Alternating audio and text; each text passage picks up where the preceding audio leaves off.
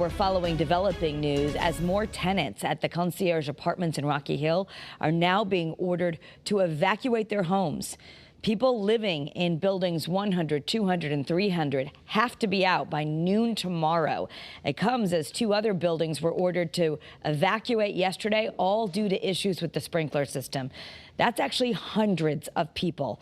We've been updating you this situation for days now, as residents we're speaking with have spent more than a week without hot water, 10 days or more. Area hotels are already filling up. Attorney General William Tong sent a letter to the owners of the complex in California. He's demanding action.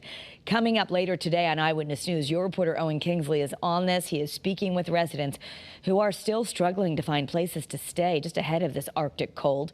And he has a response now from the apartment complex owners to the Attorney General's letter. We're just hearing that. We'll get that to you on Eyewitness News later today.